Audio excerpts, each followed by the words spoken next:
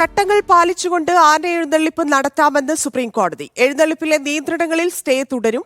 ഹൈക്കോടതിയുടെ ഉത്തരവിനുള്ള സ്റ്റേ നീക്കണമെന്ന മൃഗസ്നേഹികളുടെ സംഘടനയുടെ ആവശ്യം സുപ്രീം കോടതി നിരസിച്ചു. കേസിൽ അടിയന്തരവാദം സാധ്യമല്ലെന്നും ജസ്റ്റിസ് ബി നാഗരത്ന അറിയിച്ചു. ധനസുമോദ് ചേരുന്നു.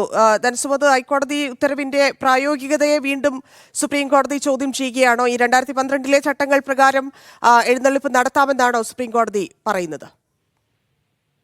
ഈ സുപ്രീം കോടതിയിലുണ്ടായ പുതിയ ഒരു സംഭവവികാസം നിലവിലെ സ്റ്റേ നീക്കം ചെയ്യണമെന്ന് ആവശ്യപ്പെട്ടാണ് VK വെങ്കടാചലം എന്ന വ്യക്തി സുപ്രീം കോടതിയെ സമീപിച്ചിരിക്കുന്നത്.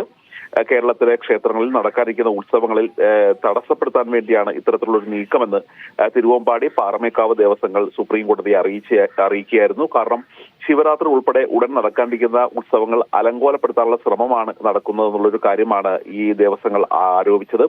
ഈ ആന എഴുന്നള്ളിപ്പിന് കടുത്ത നിയന്ത്രണങ്ങൾ നിർദ്ദേശിക്കുന്ന കേരള ഹൈക്കോടതി വിധിക്ക് ഏർപ്പെടുത്തിയ സ്റ്റേക്ക് എതിരായ അപേക്ഷ അടിയന്തരമായി പരിഗണിക്കണമെന്നായിരുന്നു ഇന്ന് സ്പെഷ്യൽ മെൻഷനിലൂടെ ഇവർ ആവശ്യപ്പെട്ടത്, വെങ്കടാചലം ആവശ്യപ്പെട്ടത്.